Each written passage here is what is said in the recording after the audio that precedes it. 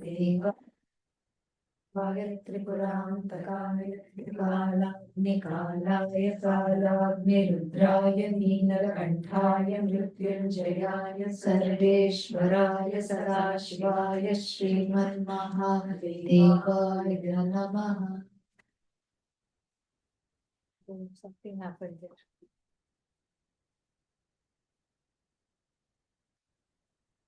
Is it recording? Yes. Okay.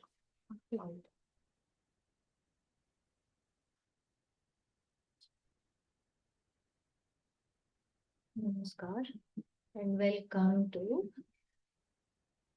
Yeah, please silence your phones. Good reminder to silence the phones.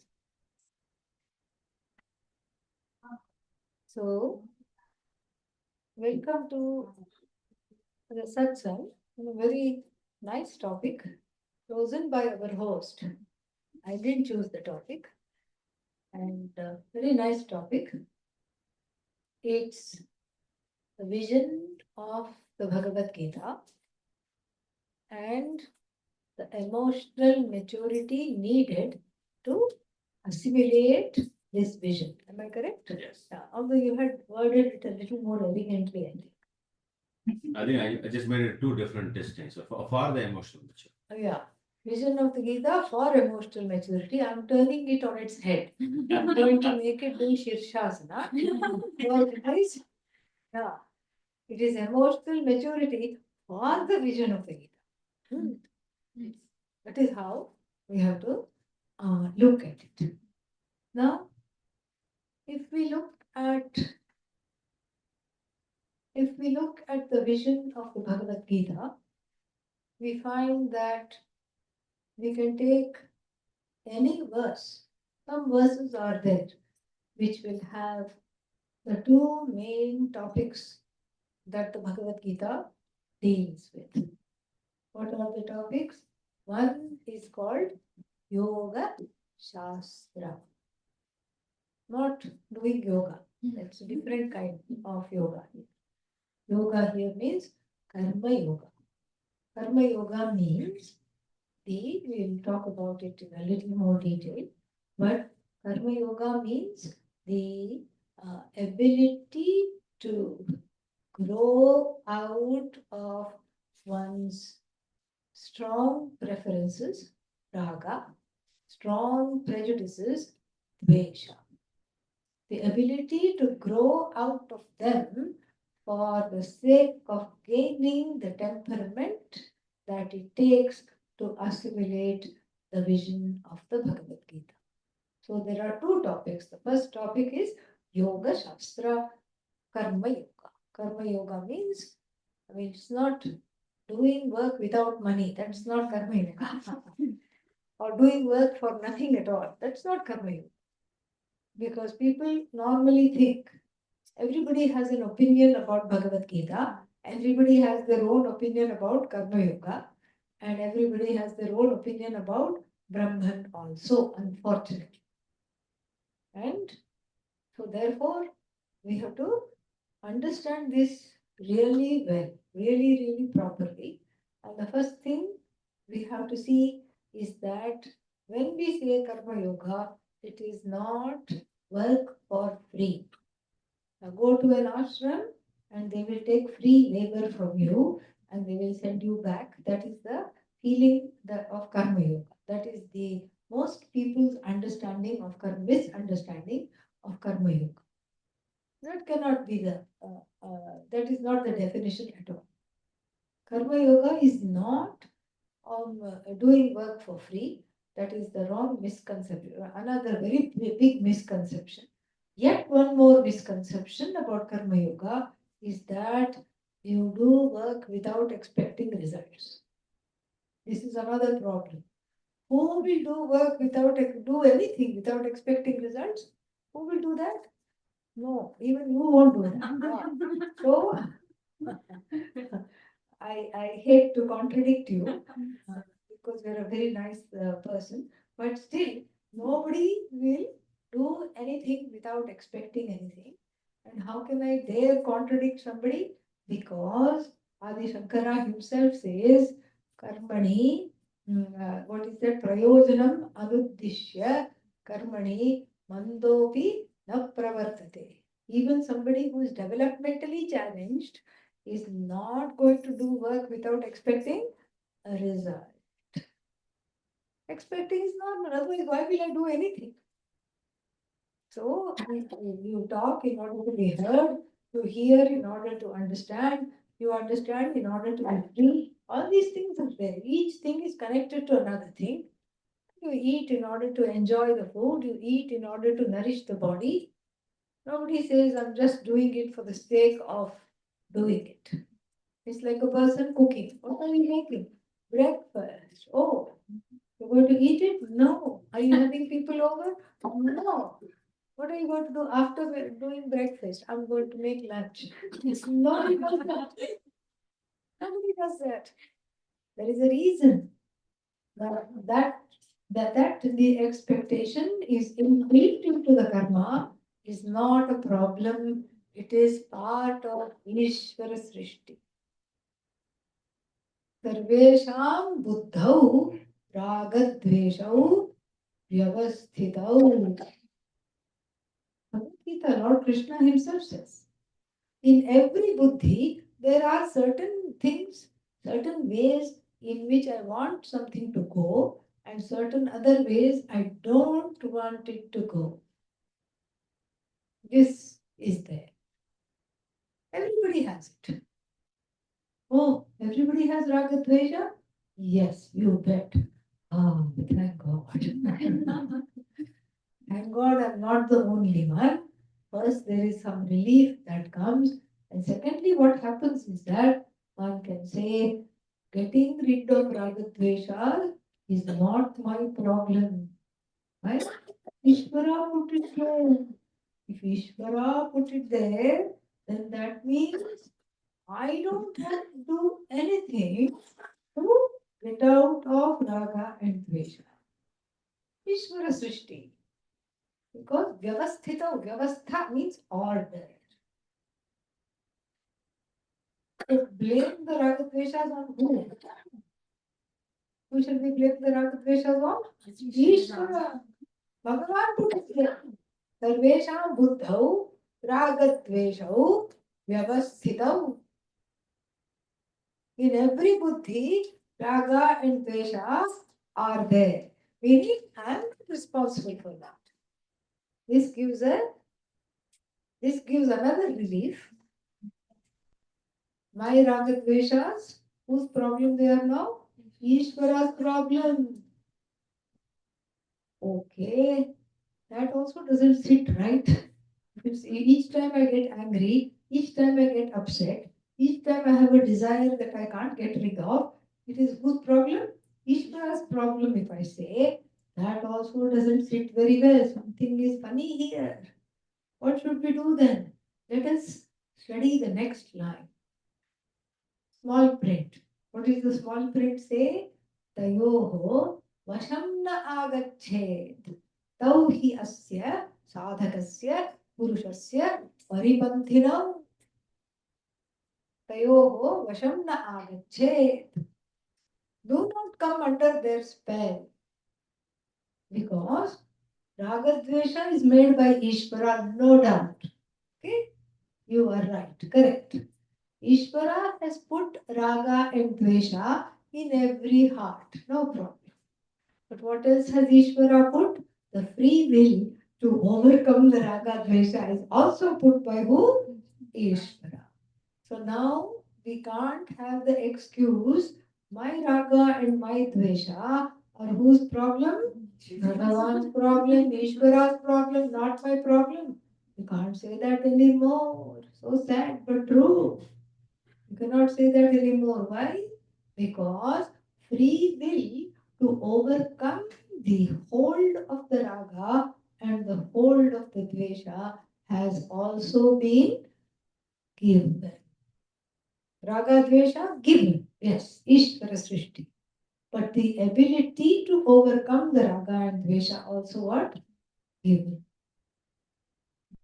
So therefore what Karma Yoga means, reducing the raga and dvesha with the free will used towards gaining emotional maturity. What is this emotional maturity? If you ask, it's very, very clear. Emotional maturity is the ability to handle life and everything that it throws at you. Sometimes kitchen sink is thrown at you. They say, no, everything including kitchen sink. What happens when the kitchen sink is thrown at you? You get a sinking feeling. That's what it's saying. Okay? Get a sinking feeling. Oh my God, what am I doing? Why is this happening to me? Why me? Pujya Swamiji used to always say, you have to, the emotional growth is growing from why me to why not me. Hmm. Just add one not. And all the other KNOTS go away. This way, so the free will to overcome the ragadveshas are given. Ragadveshas are also given. Herein begins the dance. Lord Nataraja has a dance, correct? The Jiva also has a dance. What's the difference between Lord Shiva's dance, Nataraja's dance, and the Jivik dance? Big difference. With Lord Nataraja's dance, it has rhythm, it has momentum. Jiva's dance is the dance of a cat on a hot tin roof. Okay. You put the cat on a hot roof, tin made of asbestos or tin roof. What kind of a dance will it do? Poor thing, it's just trying to save itself. Jiva's dance is like that. It is a dance of desperation. It's a dance of despair, total despair, and it's a dance of denying. We'll talk all about all these things. The dance of despair, it's a dance of desperation, it's a dance of disappointment. This is Jiva's life in 3D. Okay. This is what the Jiva's life is. Why is there desperation? Because there is despair. What is this despair about? The despair is about the fact that no matter what I do to change my circumstances, they don't appear to change. The harder I try, the more difficult it gets. The more I try to extricate myself from a certain situation, the harder it gets. More and more and more and more. And so, this is why there is hopelessness, there is despair. A trapped bird. Sometimes, they have these cruel practices. They will put a false bottom on the forest floor. The hunters will do that. To trap some exotic, what are they called, parrots and all. So they can teach them how to say a few words and sell them in the market. They are called poachers. These poachers of the birds, it's illegal to do all this, but they will put the net and a false floor of leaves and seeds. They will scatter sunflower seeds and all these seeds. We learned how to eat seeds from these and parrots only, from all the birds. So they will put all these things and wait for the bird to come. When the bird comes, they will pull the string so that the net is trapped the bird. So the bird is trapped now in the net out of the desire for the seeds. So the raga for the seeds trapped it in its net, and then it flutters, flutters, flutters to get free. It screeches, it cries, and then it flutters some more. After a while, what does it do? Gives. Gives up. This is the jiva. Flutter, flutter, flutter to be free. Flutter, flutter, flutter to fly away somewhere. Flutter, flutter, flutter for moksha, and and therefore what? And then get disappointed, and after getting disappointed, what? Give up and save me. Yeah, savior mentality comes, and that's why many theologies just run on this whole savior psychology. The jiva wants to be saved and feels like it's helpless. It cannot save itself. Somebody has to come from outside and save me. And then certain theologies just buy into this savior. What is that? This ajnana that makes one wait for the saving thing. When there was a new United Nations Millennium Summit in New York in the year 2000, or just 1999, 2000, just around that time. And then Pujya Swamiji had taken a whole group of people to this summit, sadhus.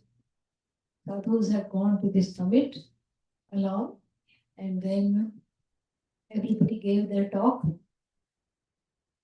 A very big interfaith summit.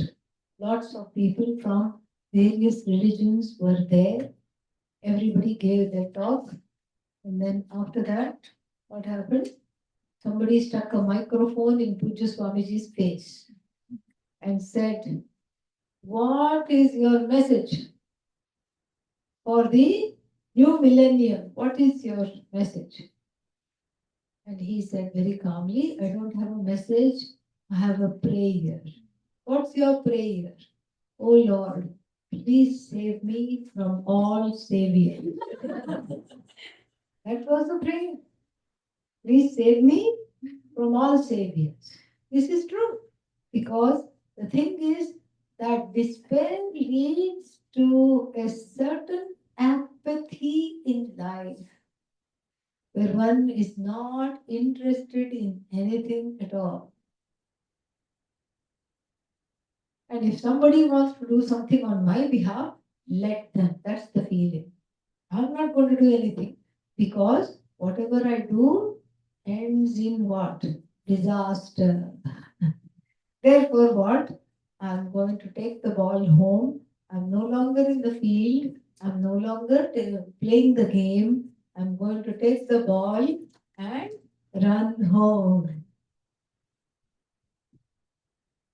I'm going to take the ball and run home.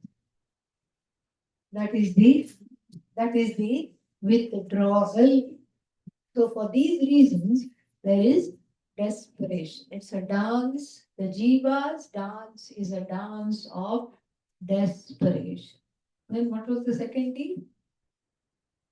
Despair. Yeah, we finished. Yeah. Of course, you will forget the second D because it is denial.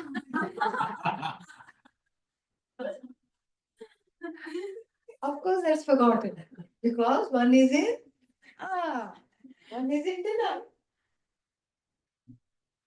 This is the jiva's dance of denial. It's like it's kind of cute in some ways, because it is too innocent to be true in a way, because it's like the kitten drinking the milk. It has entered the kitchen. Okay, it is in Indian kitchen. The road is, the window has some bars, and then it's just outside of the door. Maybe it's a ground floor apartment, and it enters the kitchen, and then milk is out there left to cool. It's the right temperature, neither too hot nor too cold.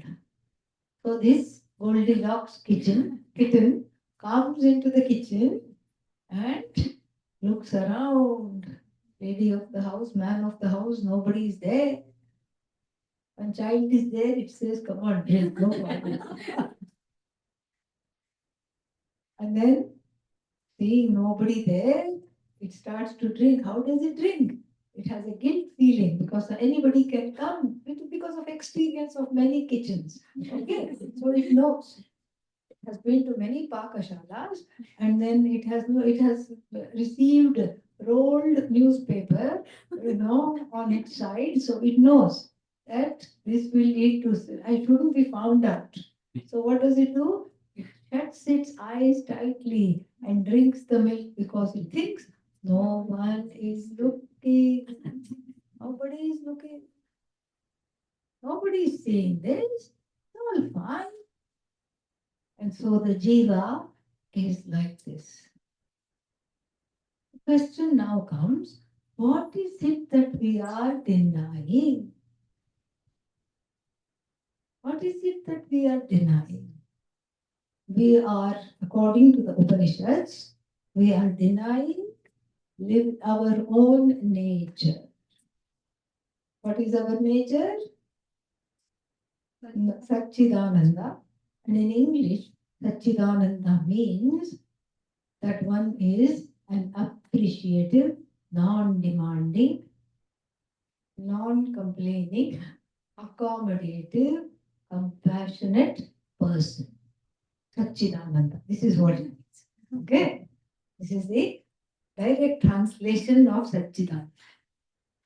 So tell me, who amongst all of you present here does not want to be an appreciative, non-demanding, accommodative, compassionate, and above all, non-complaining person? Who doesn't want to be that? See, nobody raised their hand. That means everybody wants to be that. Not only in this room, because we have a biased sample, we can say. We are all into spiritual somehow, into Vedanta, into Bhagavad Gita. We can say that. But you go ask this same question on the roadside, anywhere in the United States, in Canada, in Mexico, in South America, in any country. You go to African countries, anywhere. You go to Antarctica, you go to the Arctic, anywhere you go, ask this question, what will be the answer? They will all say, I want to be this. Why? Because Satchidananda resonates. I resonate more with the non-complaining person rather than the complaining person. In fact, that's my complaint. Why can't I be a non-complaining person? I resonate more with the accommodative person rather than the person who is a ninja. Offensive, defensive, trying to protect itself all the time. And many times, what do we do when we try to protect ourselves? We just throw everybody else under the bus. This is what we do. And so, here also, the desire is to be non complaining, the desire is to be accommodative, the desire is to be the bigger person. I want to be the bigger person, but somewhere the smallness catches me. And I say to myself, I have to do what they did to me. Why? Because they should have a taste.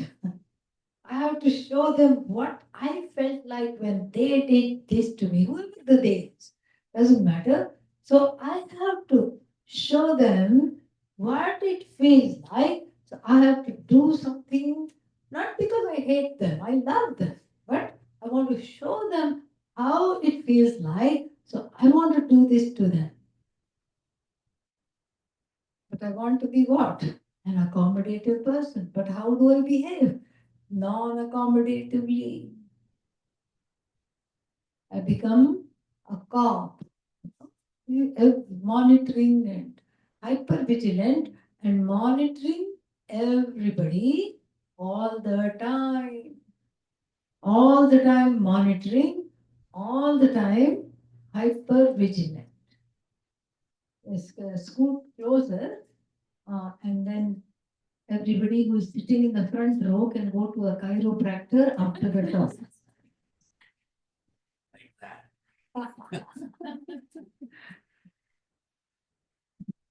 Monitoring all the time. Everybody, I am monitoring. So this way we have to see. Then what else is there? Appreciative. I'm not appreciative at all. I want other people to appreciate me. Correct? I want to be appreciative, but the first thing I see are wrong things. Why are they like this? Why are they not like this? Why did they do this? Why did they not do this? Oh, this was bad. That was badly organized. Even though nobody is paying me, I become a reviewer of every single person and every single event, every single situation. I have a lot to say. This is the problem. And so I'm not appreciative at all. In fact, I am extremely critical.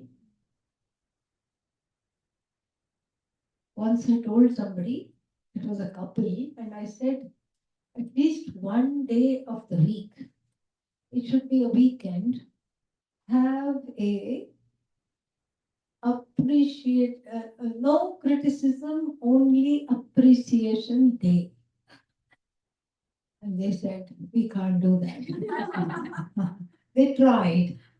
They tried and they came back to me and said, we can't do that. I said, okay, can you do half a day? They thought about it, looked at each other and said, no, can't do that either. I said, can you do 1/4 of the day, 4 hours, okay? Waking day, so 4 hours. 4 hours can you do? 1/3 of the day, 1/4 of the day. They looked at each other, thought about it a long time and said, can't do it. Can you do 2 hours a day? They said, yeah, if we are away from each other, we can. Not if we are in the same room. So you see, they were being very honest. So you see how difficult it is to get out of the criticism train and get into being an appreciative being. So appreciative, I am not. And what else did we say? Non-complaining, I am not. Appreciative, I am not. What about non-demanding?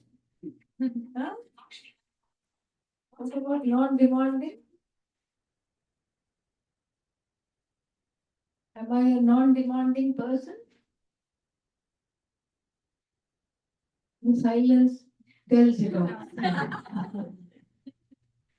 Silence means I'd rather not say. Please don't put me in a spot, okay? Yeah, go ahead with your talk. I'm listening. But don't put me in a spot. Non-demanding, I am not. Why? Because what do I want? What is it that I want? I want everybody to give me my due. Everybody should be kind to me. They should be accommodative and understanding towards me. They should be nice to me. They should cut me a lot of slack. They should give me a lot of leeway without me giving it to them. This is our expectation. I want respect. All this the Bhagavad Gita deals with. 13th chapter is about gaining 20 values through which this emotional maturity is understood and gained. Emotional maturity is this growing into an appreciative, non demanding, compassionate, accommodative, and non-complaining person. This is what one has to grow into. So we are in denial about that. We are in denial about how much I want to be this. We have shut down the portals that will lead us to our true nature. We have gone far away from our true nature of being just a simple human being. Simplicity is a lot. It really is beautiful. But we have made our lives extremely complex and complicated. Totally complicated. Don't know where we are beginning, don't know where we are ending, and the head is full of all kinds of contradictory thoughts, and one feels far away from anything meaningful. We lack, as a humanity, even as young ones, we lack a sense of connection to our job, to our goals, to the people in our lives, even to nature. Simple things which give us joy, we are disconnected from completely. All it takes is just to see a flower. Naturally, we smile. A sunset. I never give sunrise example. Why? Nobody has seen it. Nobody is awake. Sunset, we are safe. Sunset. But what is that in us that has made us into a jaded, faded jiva that we cannot take the time to appreciate a little bit of beauty? I once hiked up to the top of a hill. There was one place where you could see the sunset in the Pacific Ocean. The sun would go in, and you could time your hike so that when you went on top, you could see the sunset, and then you came down. And there was a family that came huffing and puffing after I sat down to just admire. They also that, and it was very clear that the lady was the motivating factor. The husband was like, "What am I doing here?" And two teenage boys were like, "There is no signal for cell phone." This is torture. This is a punishment. What are you doing to us? You could tell. No? And she was just like getting it going. Guys, isn't this wonderful? Guys, two more steps, we are there.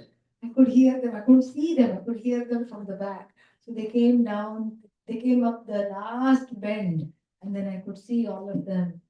The boys were like this. The eyes were all glazed, not at all, not at all happy, not at all just with the program, just to even see. There was no open mind, nothing. And then she turned to her husband because he was her last hope, because the boys were no hope boys. Okay. And so she turned to the husband and said, "Honey, isn't this wonderful?" Pointing to the sunset. And he looked just to just out of obligation. He looked and he said, "It could have done better." It could have done better. It is Bhagavan here. Okay? Because Bhagavan is in charge of the sunset. It could have done better. Nature, Prakriti, Goddess. Goddess could have done better. I felt very sad for her. My heart resonated with her. I said, "Oh, poor thing, she has tried so hard to do this family outing." So, like this, this is an extreme example, but it takes a lot these days to be able to get away from this kind of a life filled with desires and devices. These are the two things in our lives that are a constant. There are lots of desires and then devices which are meant to fulfill those desires. Always you're holding on to something. Look here also two computers. Yeah, we can't get away from them. Sometimes it is useful. And in fact, if you look back, if you think back on the first cell phone you had, I call it hell phone, okay? Yeah, but if you think back to the first cell phone you had, then you think about why you purchased it, then you will remember, if you will kindly recall, you will see it was just so that it's in an emergency, I'm on the side of the road and I don't want to be stranded. Am I correct? Now it is used for everything except emergency.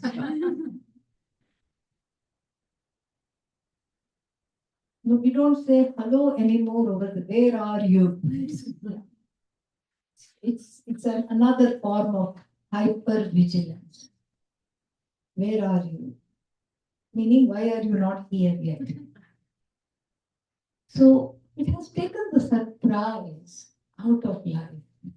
And when that surprise is not there, what replaces is a kind of a denial. No surprise means what? It is denial. There's nothing other than denial. I refuse to be surprised means I have become Sarvagya. Do I know everything? Only Bhagavan refused to be surprised. Everyone else surprised all the time. And if we are not able to look upon the world which is this Jagat with wonder, if we are not able to look at other jivas in this Jagat with wonder, if we are not able to see the creation of this whole creation, Ishvara's creation, with wonder, then we are in need of help, serious help. And so, going away from one's nature as Satchidananda causes these kinds of problems. So, that was the second D, denial. What was the third one? Despair, denial, disappointment. Disappointment. The disappointment comes out of overindulgence of everything. We don't stop for small little, bites. We don't stop at that. Little bit. We like to OD on everything. Yeah. In the ancient times, it was the lifestyle was such, the Vedic lifestyle, the lifestyle of a Vaidika was such that it was led in moderation.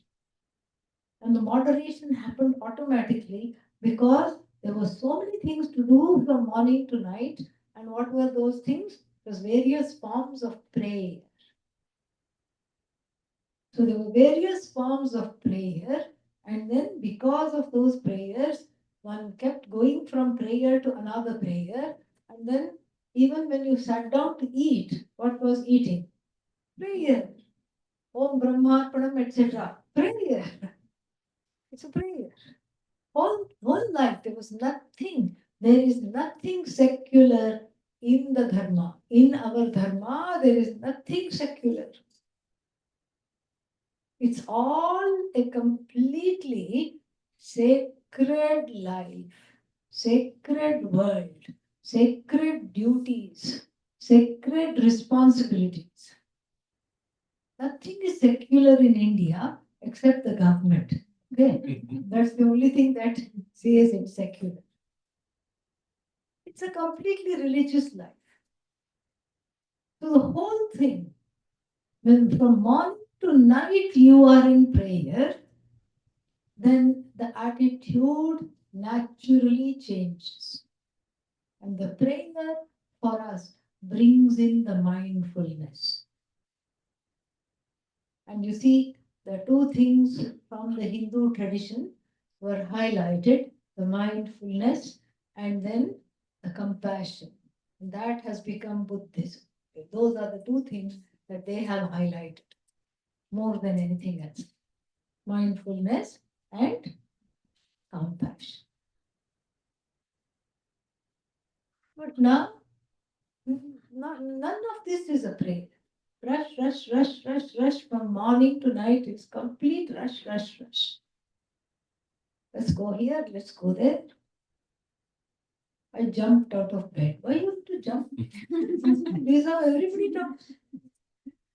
Why can't you? I threw off the covers and jumped out of bed. Why you have to jump? I don't understand. But then that's how we talk. And what we talk becomes our reality. Yad bhavitam, tat bhavati. That's what happens. Thoughts have power. Language has power. Intentions have power. That's what it becomes. Let me jump into the shower. Another jump. Are you a frog? Jumping all the time. Nobody says I crawled into the shower, I walked into the shower. Nobody says that. Simply say I took a shower. No, I jumped into the shower. ठीक है. उसके बाद क्या किया? What did you do after that?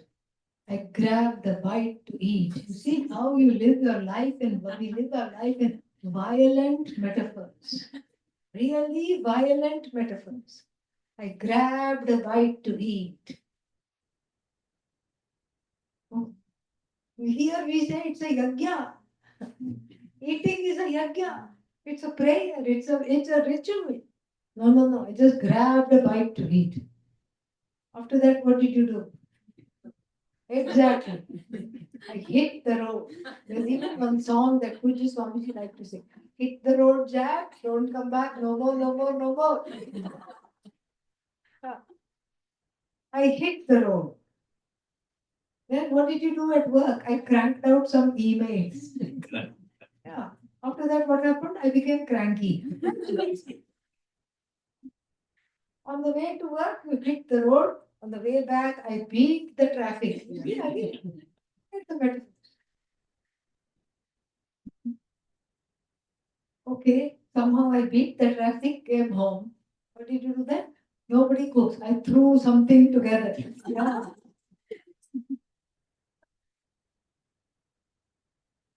And if you're a young adult, you'll say, I just nuked it. Meaning I used the microwave. I nuked it. It's a very violent metaphor, all right? I threw something together. After that, what? I crashed. And the next day, what? Same thing. Jump, crash. You jump start only to crash. This kind of a life, how can it not be filled with disappointments? Disappointments are there because there is disconnection. Disappointments are there because I'm not able to just appreciate what is there already that is going right in my life. I need to take out the time. In other words, I need to slow way down. I don't even know how to spell the word slow. I have become so disconnected from that. This we have to reverse. No Hindu should throw off the covers in the morning. The Hindu has a way, in the Hindu Dharma, there is a way of waking up. Karagre vasate Lakshmihi. Hold both the hands together. Why? The hands are my outreach to the world.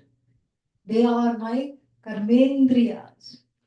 These karmendriyas are going to greet the people, greet the things, the instruments that are going to operate, whether it's a computer or whatever it is, or any other instruments that I'm going to operate. So I'm going to see. This is not a visualization, this is a fact.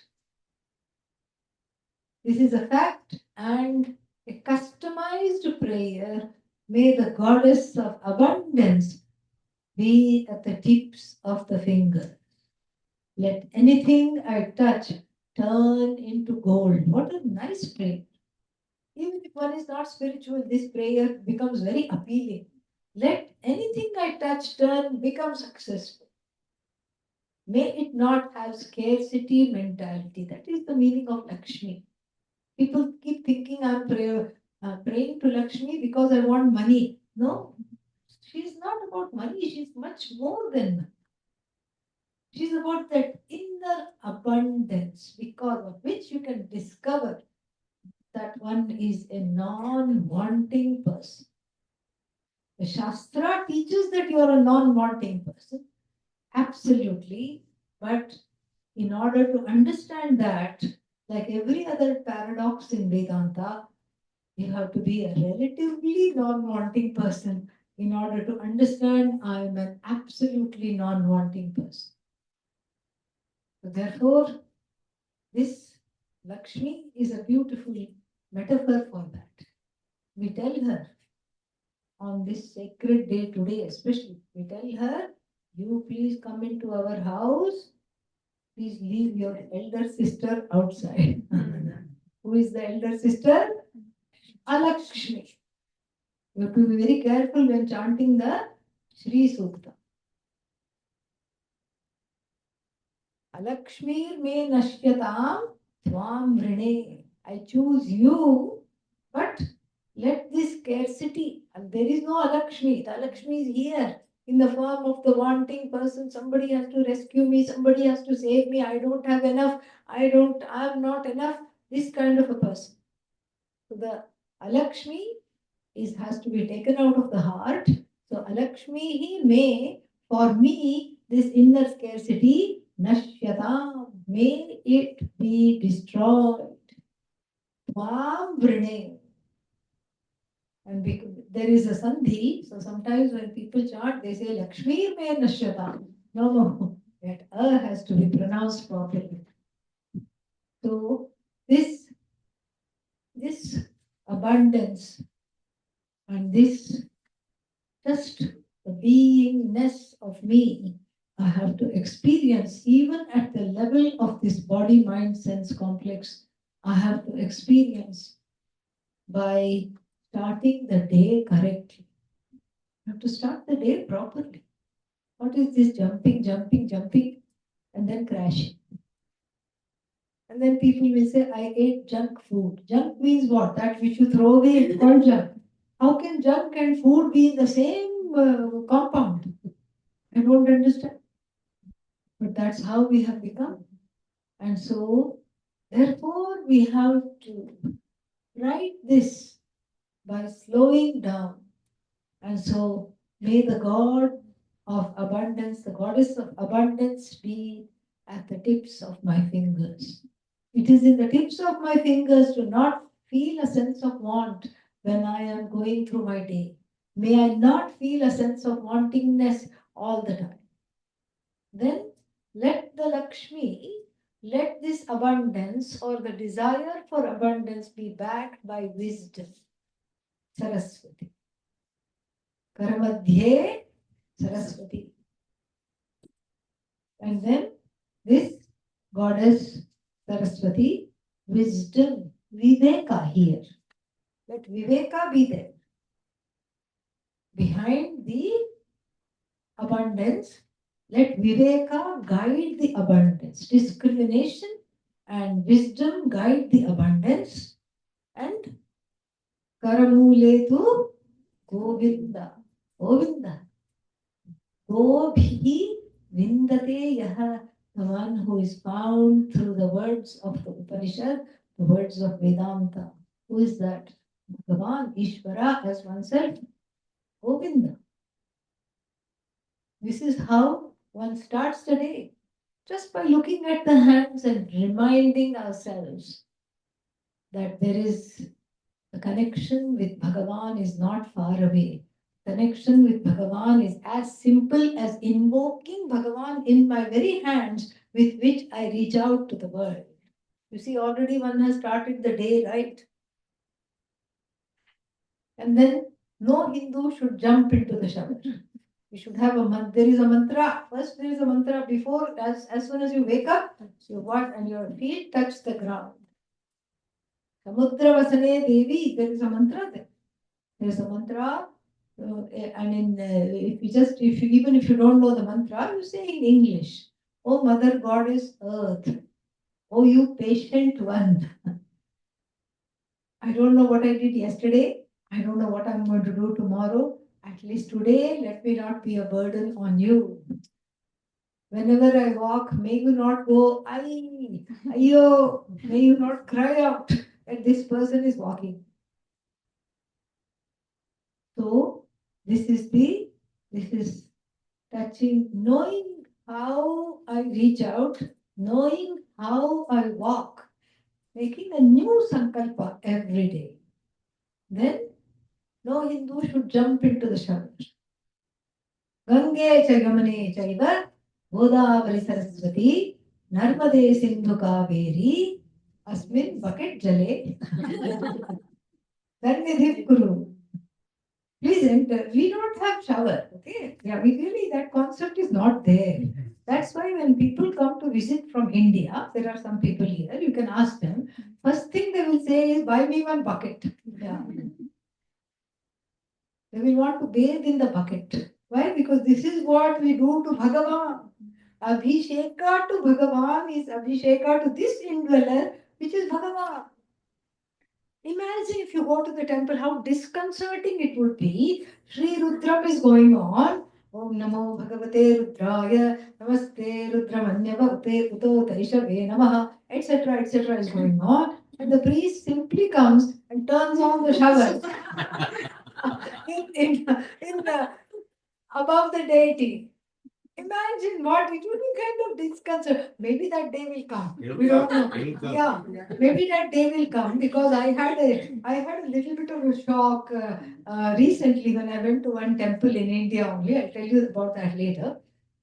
Maybe that day will come, but it is not here yet. Okay. Yeah. So lovingly Bhagavan is bathed with a little bit of water in a chambu, something like that, and then you nicely do that very mindfully, very lovingly, and you don't take a hose pipe and go. That's what was the disconcerting thing that I saw. That in one Rama temple I saw, and not only just a hose pipe, they closed it so that forceful water comes, that they are going like this, and so even that day may come, but it's not here yet. And the whole idea of that bathing, there's something very immersive in this. When you watch the Abhisheka, to see all these wonderful, sometimes delicious liquids just come and go. It allows you to be in the present moment, really. And likewise, the bath is for the body, yes, because otherwise we will not have any friends, you know, to talk of. That's why it's a Nitya Karma. The bath is for the body, but it is for the indweller. The bath is for the indweller. Who is this indweller? Bhagavan is the indweller. Who I'm trying to reach, who I'm trying to connect with. Bhagavan is the indweller, and so I have to be one with this Bhagavan, and this is where I start. That is the shower, so to speak. And oh, but I don't have time. It doesn't take time. It's the attitude, it's the intention that needs to change. How long does it take to change the intention? Not much time. You're doing the same thing. Even if you say, I have only 10 minutes, same 10 minutes you can do, but then you're doing it differently. That is the idea. You're doing it very, very different. Nobody should grab a bite to eat. This is a yajna. The fire is already in the tummy. What is the name? Vaishvanaraha. The fire is called Vaishvanara. It has got a name. The fire has a name. The hunger in the form of the fire has a name, and I am feeding the hunger because I'm feeding this fire, and And the fire is Vaishwanara. Vaishwanara, if the fire has a name, the fire is what? Lord Agni Bhagavan. That is why you have to be very, just like when you have yajna, will you just ball up a roll of newspaper and put it there? Just some kachda, you put it there? No. But then we put kachda in our stomach every single day. All kinds of things. These days there's a lot of talk about ultra processed foods. Ultra processed foods are foods with more than 3 ingredients. No, at least let it be 4. No, only 3. 3 main ingredients it should have. Otherwise, it's called ultra processed foods. And the more we eat that, the more it affects the gut. The more the gut is affected, the flora in the gut. There is Bhagavan in the gut. That's why you say, I have a gut feeling. That's Bhagavan talking. That's the voice of Bhagavan. So, when in the gut, Bhagavan is there in the form of various properly measured bacteria. And then we keep eating the things we should not eat. We don't eat the things that we should eat. And then after a while, what happens? You can't eat anything at all. That's what happens. Because the bacteria, the the balance of the bacteria, the gut flora changes and becomes very, very difficult. So in order to come back from our ways and then make the food into yajna, eat simply. Simple things. Doesn't matter what it is, just simple things. Eat and then eat it as a ritual, as a bigger yajna than just my hunger. It is feeding Bhagavan in the form of Vaishwanara. Then after that, what do we have? Nobody should hit the road. No hitting involved. Why? Because I'm going to work. What is work? Work is worship. Only in the Hindu tradition we can say work itself is a form of worship. I have to do it properly and in a timely manner, and that is the whole thing, that is worship. Then even after coming back, eating is repeated, everything is repeated. Sleeping also, we say a prayer. We say a prayer to Lord Hanumanji. Ramaskandam Hanumantam Vainateyam Vrigodaram Shayane Yasmare Nityam Duswapnam Tasya Nashtatihi. No anxiety, no bad dreams. You think of Lord Hanumanji and all the bad dreams, even before they arise, are destroyed. If we lead our lives in this way, there will really be disappointments, will be less and less and less. There will be zero disappointments. There will not be disappointments at all. And then what was the other one? The disappointment, despair, also what? And denial. There is no denial because I'm mindful. I'm slowing down enough to know what I'm doing. It's not always grab and go and rush, push, rush. What are we becoming? What are we becoming as a civilization? What are we teaching our children? What are we teaching our grandchildren? Will there even be a world left for our great grandchildren? We have to see this. We have to see the connection. That we have actually a very interesting term. It's called interbeing. How we connect with one another. There are always connections. And we don't recognize the connections and we call them what? Coincidences. There are no coincidences. Somebody comes to your house and then you say, oh, how nice to meet you. And then you find out that you shared some relatives together or you were from the same village. It's not a coincidence. It is there, it's part of the order. Each time some connection is discovered, it is the presence of Bhagavan. We say, oh, there is no magic in my life. There is definitely magic. Every day there is magic. Every day there is a surprise. And even now, even the medical establishment is recognizing our problem is not solved through pills. All the doctors, whoever is not worthy, is saying, please have an attitude of gratitude.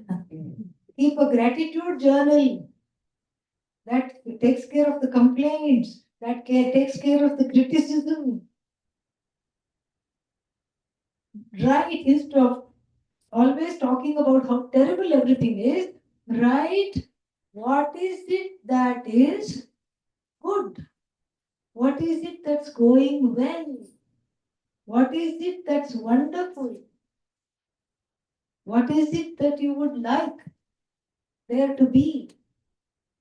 Write about that, talk about that, rather than always cribbing about everything, always complaining.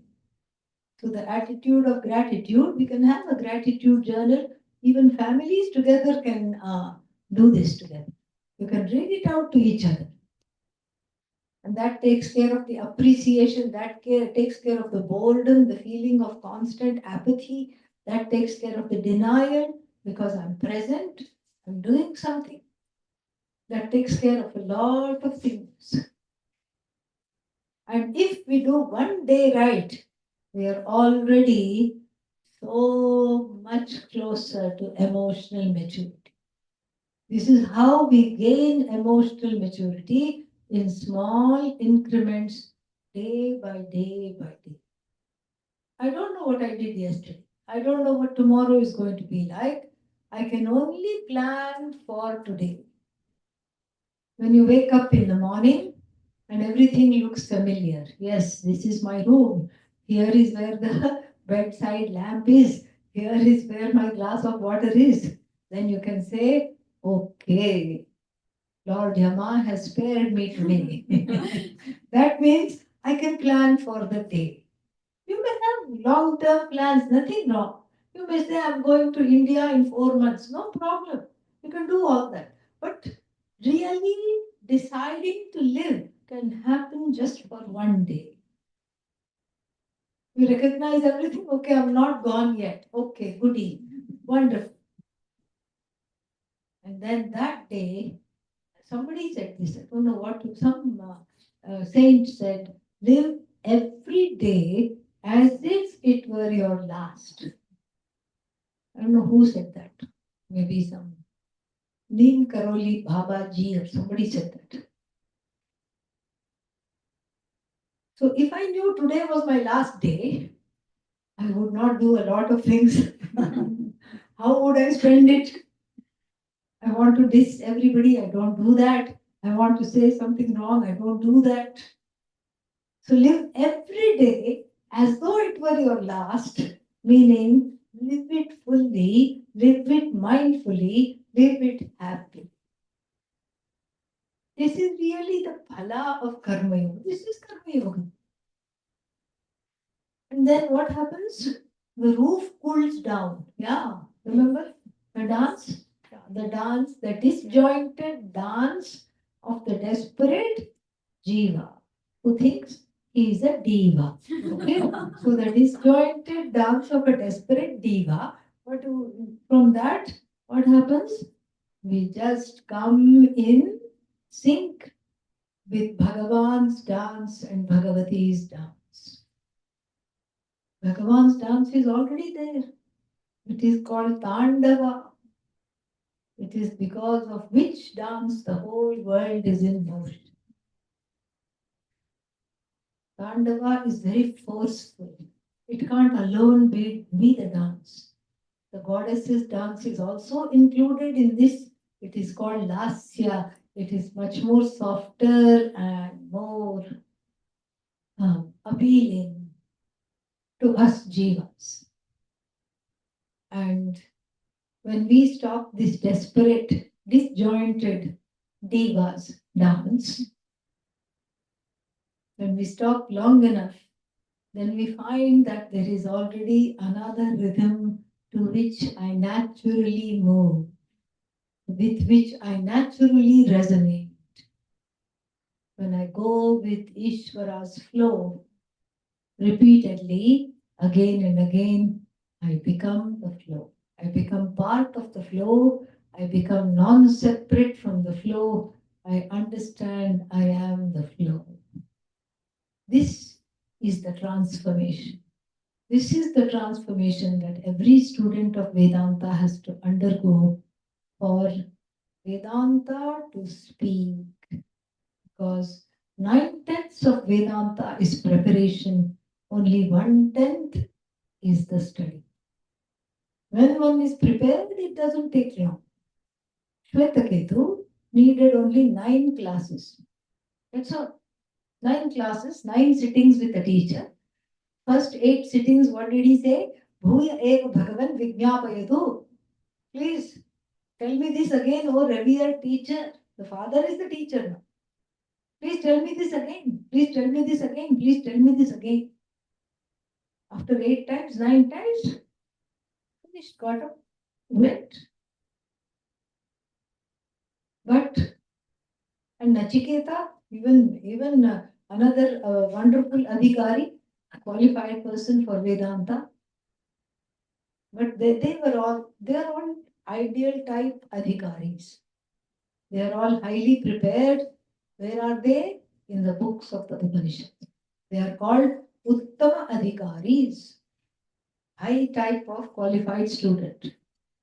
And then on the other end of the continuum, tamasic student, low type called Adhama Adhikari. Where are they? They are also as negative examples in the pages of the Upanishad.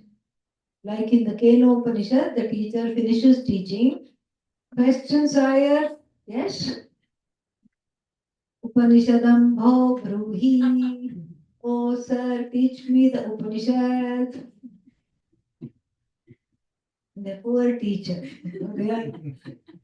From the teachers in the Upanishad, we learn how to teach.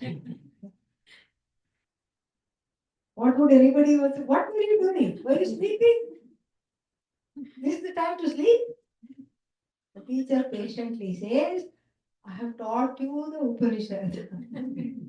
Upanishad connected to Brahman, I have taught you. Brahmim Vavate Upanishadam Brahma. We have already taught you the Upanishad.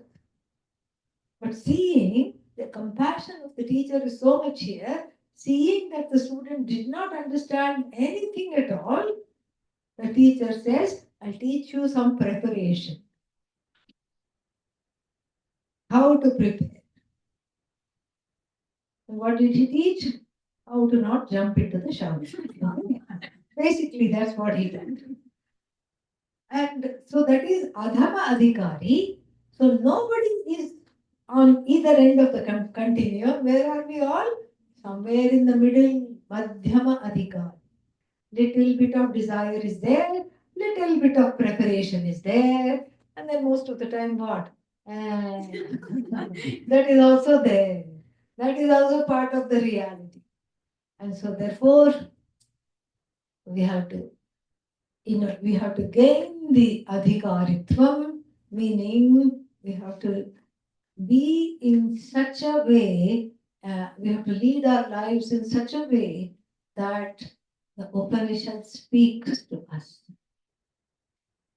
that Brahman speaks to us. Otherwise, we go away thinking, this Vedanta is not for me. I'm already too busy, too many things going on, no time for Vedanta.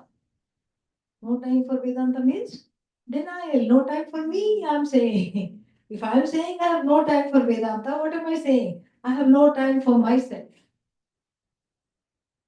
असन्नेव स भवति असद्ब्रह्मेति वेद चेत् अस्ति ब्रह्मेति चेत् वेद सन्तमेनन्ततो विदुरिति तैत्तिरीय उपनिषद असत् एव स भवति that person will become asat. Asat means as the opposite of Sat Chit Ananda, asat, non-existent.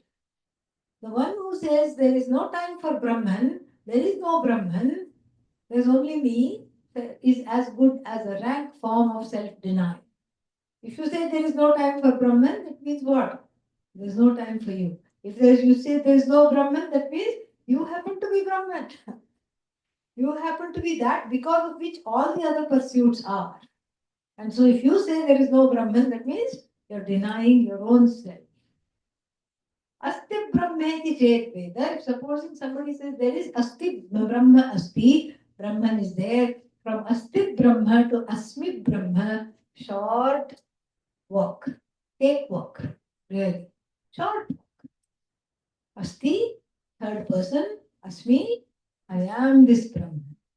So for that, a lot of homework is there. Lot of prerequisites are there. And the prerequisites we don't have to worry about. They will come on their own if I am able to live my life mindfully, meaningfully, day by day by day. And then emotional maturity comes. I grow out of ragas and dveshas. I grow to be a much more calm person.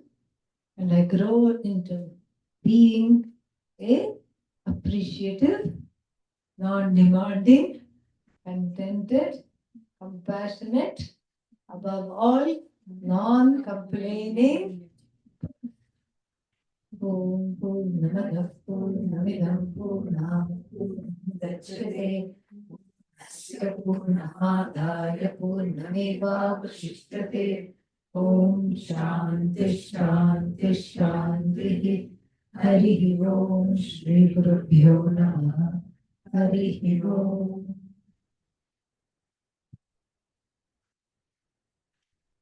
Any questions? We can answer some questions. Okay. Huh? Anu has a question? I think she has apples. She has apples. She doesn't have a question. No, I think We have a question on. I think there was a Okay, she has questions and apples. Okay. So, Question is, what is the difference between the awareness and the witness? awareness and Witness. yeah. So witness is the closest I can get to awareness because awareness is myself. And so Sakshi, Chaitanya. Chaitanya, awareness. Sakshi, the observing awareness. This awareness is what? Self-evident awareness. I am aware of the awareness. I am aware that I am aware. That is Sakshi.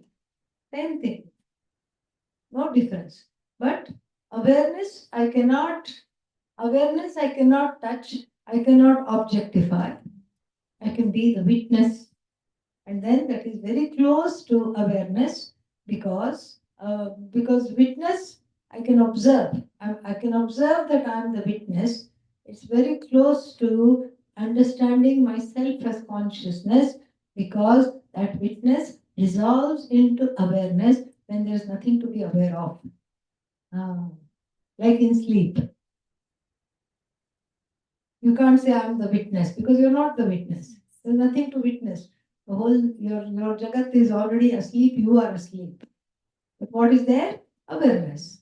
That witness, the one who was witnessing, why am I not getting sleep? Why am I not getting sleep? The witness of no sleep, in sleep, what happens to the witness? Resolves into awareness. Good question. Yes. Is manana and jnana one and the same? No, manana, yeah, manana is doubt removed. For mananam is doubt removed. Because when we listen to Vedanta, unless one is an Uttama Adhikari, for all the Madhyama Adhikaris, what happens? It's a knowledge riddled with doubts. Because we don't come to Vedanta with a clean slate.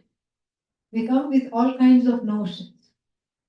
And then all kinds of philosophies, so many things. So manana is like the churning in the mind and then asking questions in satsangs, etc., to rid the knowledge of the doubts because the knowledge is very specific and flawless because it has come from Bhagavan So I rid the knowledge of all the doubts. That is called manana. Dhyana or nididhyasana can mean two things. Dhyana can mean is where you have a what is that? You have a desire to be to quieten the mind, and so you meditate, you calm the mind, you want chitta naishchalyam. Chitta naishchalyam means the non-moving mind you want to discover, and so putting the mind on the diet of the mantra in the form of japa gives this kind of a mind. That is called dhyana.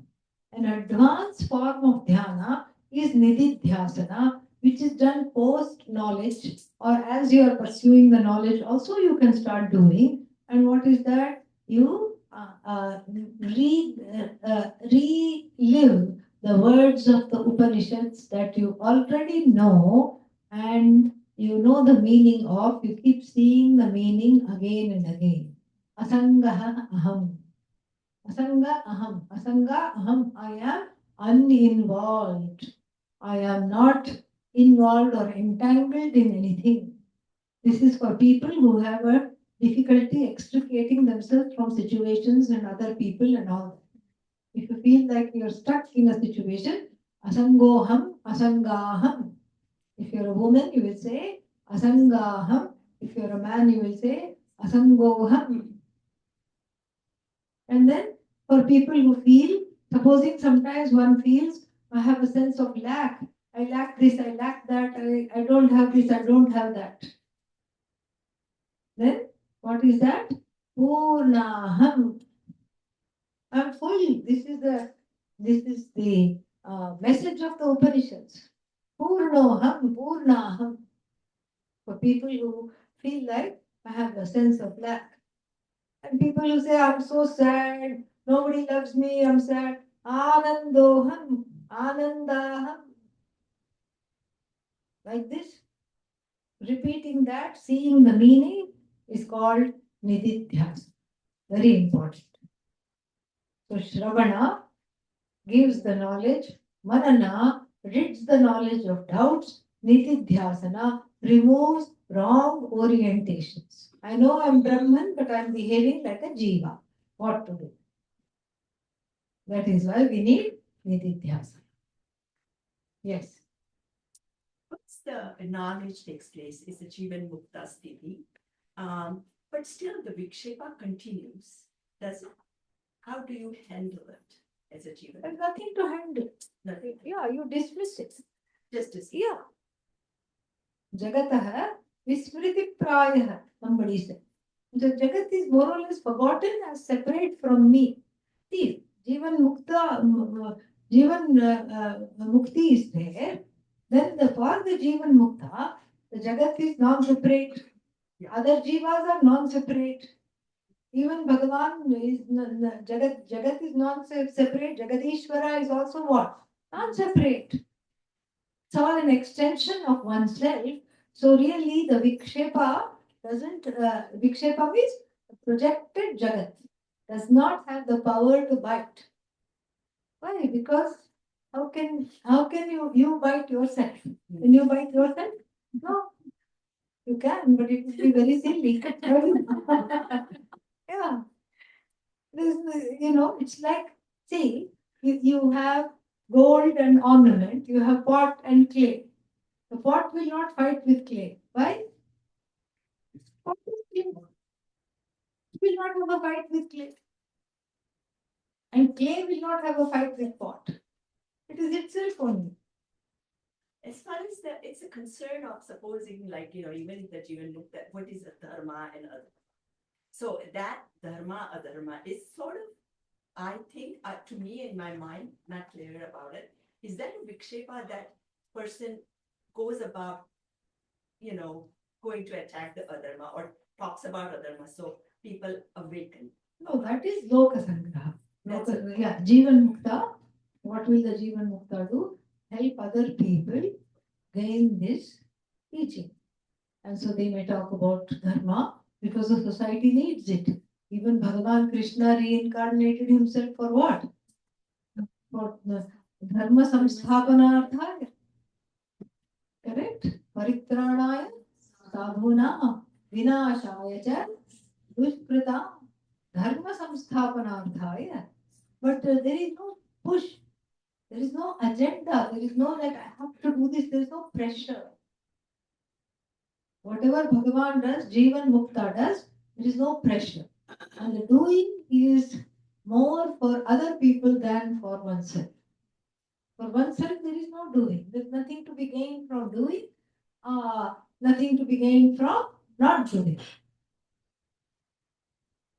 Thank you. We were studying that verse just yesterday in the Sakshat Swamiji was explaining. Naiva tasya krite nartha. That verse is there, very beautiful. So there is no, there's nothing to be gained from doing. There's nothing to be gained from not doing. So it does not come in the category of vikshepa or anything. It's different. Vikshepa. Okay.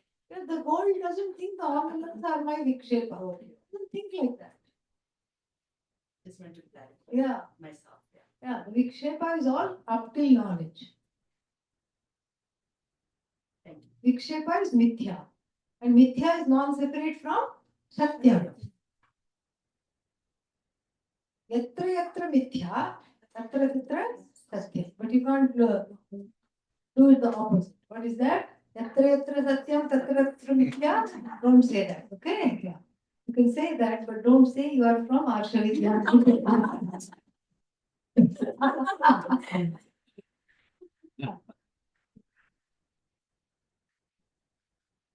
Yes.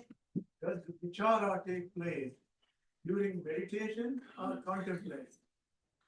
Vichara takes place during Shravana. The content of the Vichara, the what Atma Vichara, the Atma Jnanam is gained during Shravana. During Mananam, whatever doubts that are there, surrounding or eclipsing Atma Jnanam are removed. And during Nididhyasana, wrong orientations, I still have duties, I'm still like this, I have to be like this, all these jiva-like feelings, which are bad habits, they are gone. What exactly happens during contemplation? Contemplation, see, supposing it's like this. If supposing you for some reason you have to rewire, you remodeled your house, and then the electrician rewired it so that when you entered the house, instead of the lights being on the right hand side, they are now on the left hand side. The first few days when you enter in the dark, what will you do? You will automatically grope this side because that's where it was. And then what will you do? You will laugh at yourself. Oh, how silly I am. What am I doing? And then you will look for the light in the correct place. Similarly, here, this non-appreciative, always complaining, non-accommodative, what else? Non-contented and complaining, of course, demanding. Jiva is told, you are Satchidananda. You are not, you are not a Jiva at all, you are Ishvara. There is a sense, understanding is there. It touches the heart. Thankfully, it passes the brain and touches the heart somehow. So the knowledge takes place, I always say, despite yourself, in spite of yourself, not because of yourself. Yeah. It touches the heart, but then the habits die hard. Habits are there. So I am Brahman, but with Jiva habits. I have a Jiva attack once in a while. And so Nididhyasana helps the frequency of the Jiva attacks to become less and less and less. So I'm more in the Brahman mode, rather than Jiva. Yeah. That is Nididhyasana's role. There are a lot of young adults in the class. I see that. Yeah. So it's there. I think they I were know they are. forcibly brought.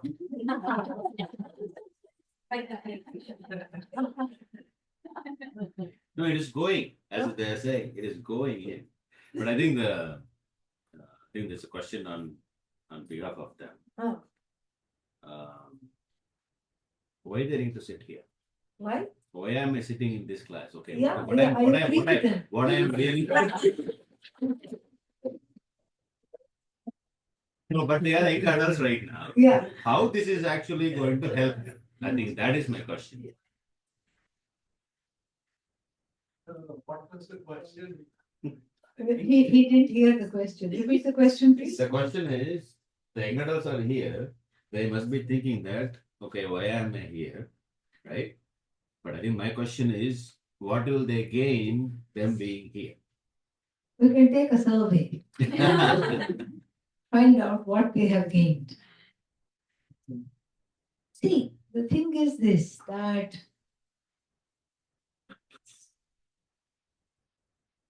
the Vedanta is not for young adults. Okay? In fact, it could be for young adults, it may not be for young adults. Which is the correct age to study Vedanta? Believe it or not, people have weighed in on this. People have composed verses on this. Balastavat krida sakta. You think, oh, why didn't I get this knowledge when I was 5? I should have joined Ashavidya Gurukulam. I've wasted my whole life. Now I'm going for this. What's wrong with me? Balaha, if I have been, when I was a child, I should have done. But what happens when you're a child? The child is addicted to, interested in only toys. Oh, yes, young adult. Yes, this is the time that the brain function is, the neurons are firing off at optimal rate and everything is so sharp, they are so quick. This is the time to do. Tarunastavat taruni raktaha. The young adult is interested in another young adult. That's all that they are interested in. I'm saying, Bhaja Govindam is saying, okay? The ancient Bhaja Govindam is saying, I'm not making things up. I do make a few things up. Everything. Not the things that matter, okay? Okay, they were right. We have to retire. We have to finish all our duties. Marry off our children, whether they want to get married or not, so that we can be free. Okay? Because they say, oh, our children are settled. Actually, the parents are feeling settled. Nothing to do with the children. Children are fine. All right. So, then when I am Vriddha, when I'm an elderly person, this is the time for Vedanta. Vriddhastavat chinta magnaha. What happens to the elderly person? Oh, did I take my pills? What if? And one older adult told me this. I'm very anxious these days. I'm very anxious. You have such wonderful children, they are taking care of you, everything is okay. Yeah, but what if they start making this pill? Yeah. I need it for my blood pressure. I said, how long has this pill been in the market? Lord, many, many decades. I said, why will they stop making? I don't know. I just thought I must ask. And then what else? Then there will be other anxieties. Will my children get along after I die? Arey, don't worry, they are not getting along right now. Don't worry, what will happen after you die? They're not getting along right now, are they? Not at all. What will happen to my property? Will my wishes and will my will be heard? No, it won't. Okay? It may not. You know, thankfully you won't be there, so don't worry. But this is how the Vriddha's life is. And the same, talking about the Vriddha, the same Bhajagovindam elsewhere says, Angam Galitam. Angam Galitam means, what is that? The bones have succumbed to osteoporosis. Galitam, the bones have melted. Galitam Mundam. Galitam Mundam means, what is that? Vairagya for shampoo. That means what? No hair. Yeah. I've developed Vairagya for shampoo means not a single hair on the head. Dasanavihinam jatam tundam. Only soft foods when dentures are forgotten. Vriddho yati. The person is in a permanent question mark shape, okay, bent. Grihitva dandam. With the help of a stick. Tadapi na munchati. Even then is not let go of what? Asha pindam. This big potly of desires the Vriddha is carrying. That's why bent like this. Doesn't go. So then, long story short, what is the correct age to study Vedanta? No age is the correct age. Every age is the right age. There. If the desire is there, it is the right age. You can't force the person to have desire. So it has to naturally come. What we can teach the young adults, values, attitudes, and what we talked about today. How to live in the day to day. How to have a sense of connection from this sense of disconnection. How to do a cyber fast. This is very important, yeah. Cyber Vratam. Yes.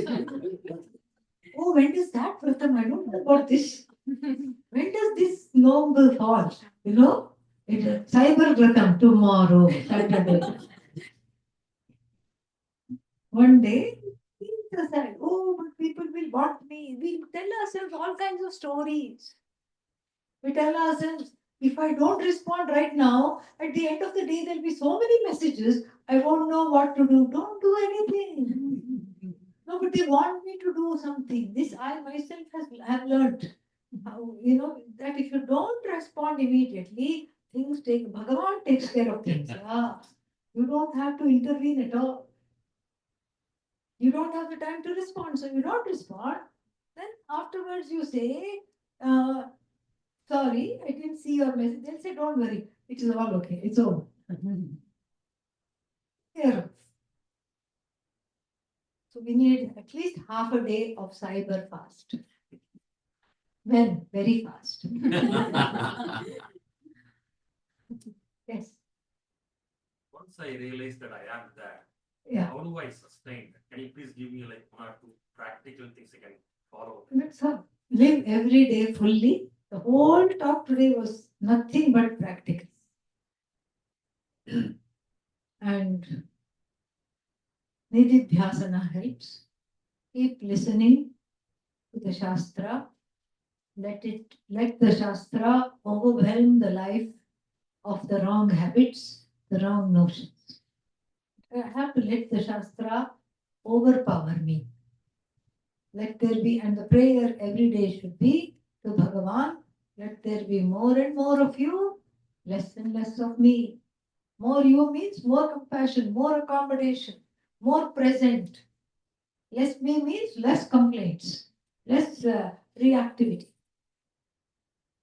That's how we sustain. Okay? One more, yes? By using the mantra or Vedana, Brahmasmi or anything else to go, the mind will be slowly brought to your focus, right? Yeah. Now, that means at one stage, the mind is focused on, completely focused on a single thought. Yes.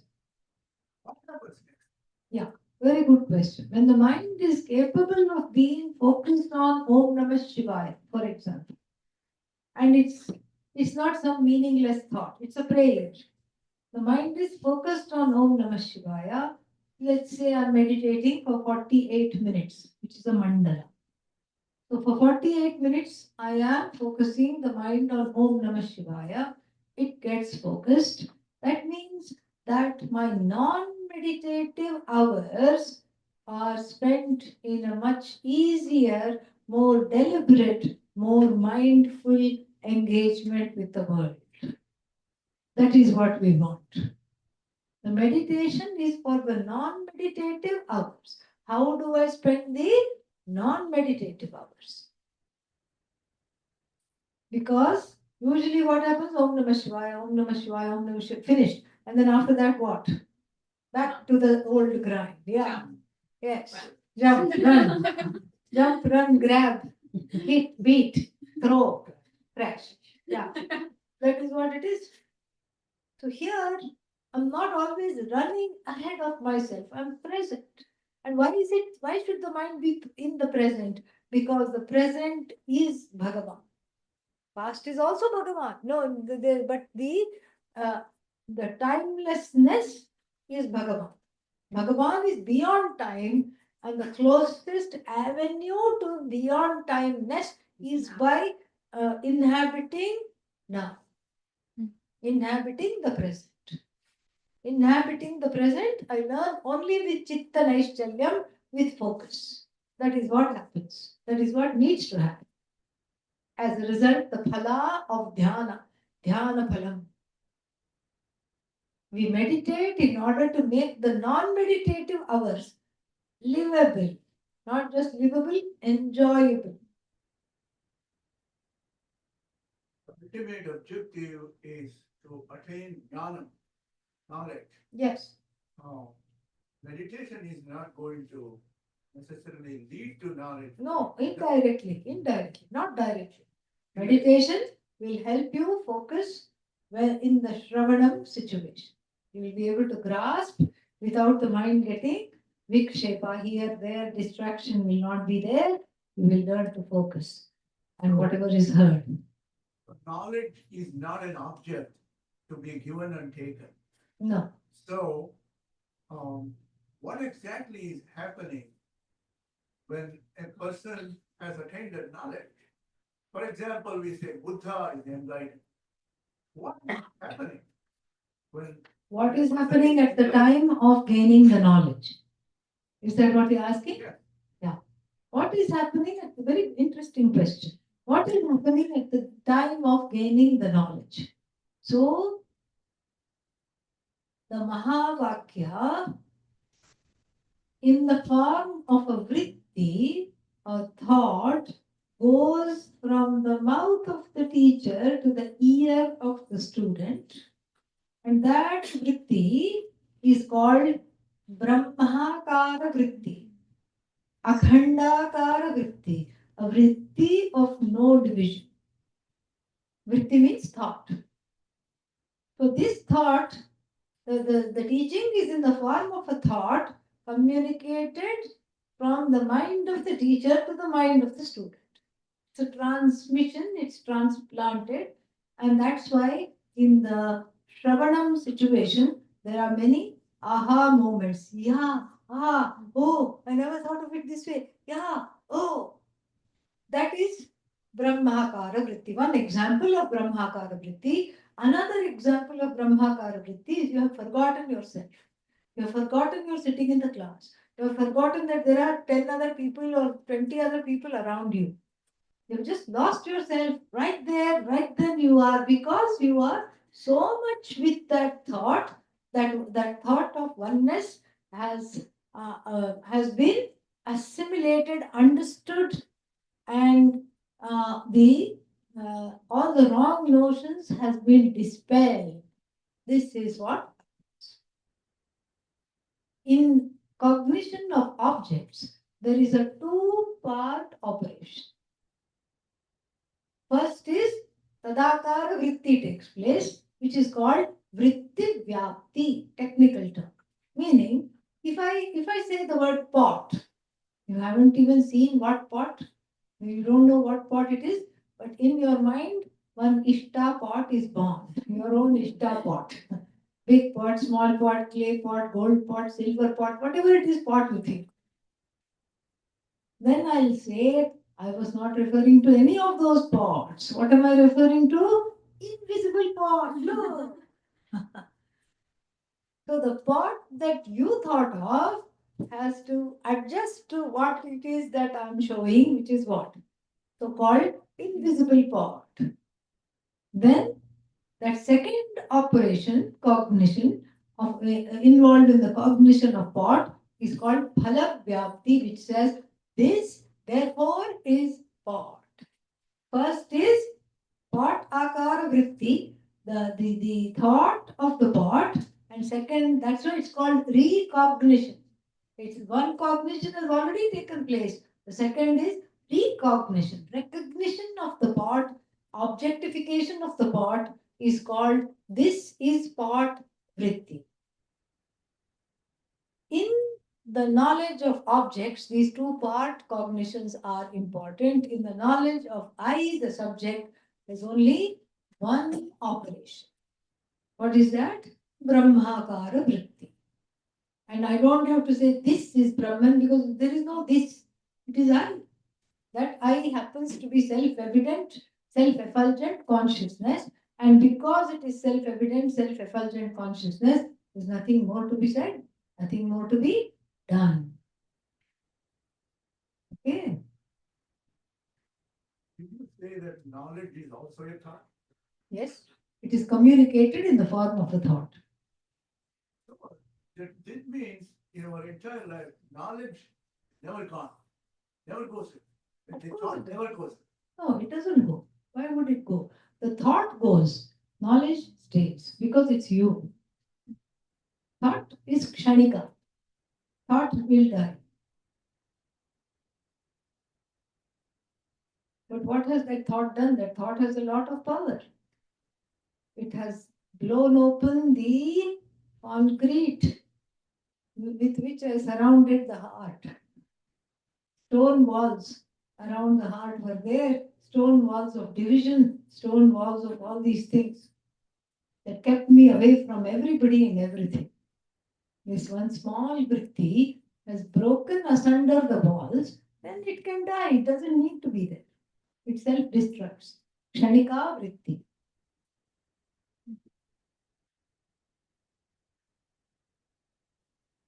I think we should come. सर्वे भवन्तु सुखिनः सर्वे सन्तु निरामयाः सर्वे भद्राणि पश्यन्तु मा कश्चित् दुःखभाग् भवेत् असतो मा सद्गमय तमसो मा ज्योतिर्गमय मृत्यो मा अमृतं गमय ॐ पूर्णमदः पूर्णमिदं पूर्णात् पूर्णमुदच्यते पूर्णस्य पूर्णादाय पूर्णमेवावशिष्यते ॐ शान्ति शान्ति शान्तिः हरिः ॐ श्रीगुरुभ्यो नमः हरिः ॐ. Thank you.